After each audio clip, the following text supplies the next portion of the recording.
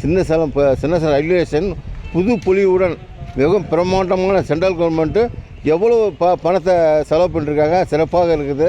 ஏன்னா இதெல்லாம் வாழ்க்கையில் மறக்க முடியாது. இப்போ இதெல்லாம் ஒரு 10 வருஷத்துக்கு முன்னால் ஒன்றும் காடாக தான் இருந்தது.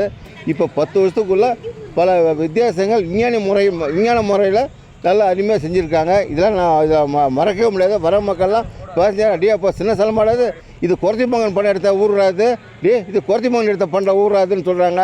அந்தளவுக்கு ரொம்ப ஃபேமஸாக நல்லா டெவலப்மெண்ட்டாக இருக்குது. இப்போ பார்த்தீங்கன்னா இந்த சின்ன சேலம் ரயில்வே ஸ்டேஷன் நான் பிறக்கிறதுக்கு முன்னாடிலேருந்தே இருக்குது. ஆனால் அப்போல்லாம் நான் பார்த்த ரயில்வே ஸ்டேஷன், நான் சின்ன பசங்களாக இருக்கும்போது இங்கெல்லாம் வந்து விளாண்டுருக்கும்போது இந்தாண்ட பார்த்தீங்கன்னா கார் எதுவுமே வெறும் காடாக தான் இருந்தது. ஆனால் இப்போ பார்த்தீங்கன்னா ரொம்ப புது பொலிவுடன் ரொம்ப அருமையாக பண்ணியிருக்கிறாங்க. முன்னெல்லாம் வந்து 2 வே பேத்தா தான் இருந்தது. இப்போ நிறைய ட்ராக் வந்துடுச்சு, வேகன் இருக்குது, கூட்ஸ் இருக்கிறது, அரிசி, நெல், கோதுமை, எண்ணெய், உரம், இந்த மாதிரி ஏகப்பட்ட ஃபெசிலிட்டிஸ் எல்லாம் இப்போ வந்து ரொம்ப, அதுவும் முன்ன வந்து இறக்கும் போது குண்டு குழியமாக இந்த ரோடெலாம் இப்போ ரொம்ப சூப்பராக இருக்குது. ட்ரெயின்ஸ் வந்து எக்ஸ்ட்ரா வேணும். சிங்கிள் ட்ரெயின் தான் போயிட்டுருக்கு. அதாவது சென்னை டு சேலம், சேலம் டு சென்னை இப்படி தான் வந்துட்டுருக்கு. அது சிங்கிளாக தான் போயிட்டுருக்கு. முன்னே வந்து கொஞ்ச நாளைக்கு முன்னாடி ஈரோடு டு சென்னை விட்டுட்டு இருந்தாங்க.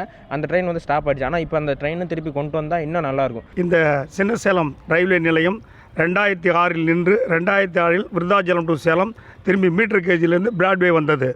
அதற்கு பிறகு மெட்ராஸ் ஒரு வண்டி தான் இங்கே நம்ம சின்ன சேலத்திற்கு கிடைத்திருக்கிறது.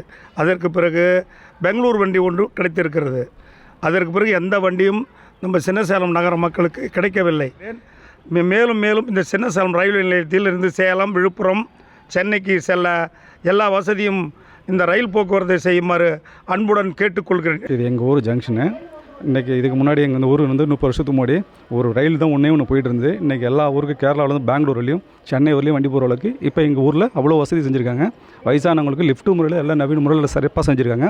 எங்கள் ஊரோட கெத்து எப்படி இருக்குது பாருங்கள். இதுக்கு முன்னாடி இந்த ஊரை நீங்கள் பார்த்துருக்கவே மாட்டீங்க.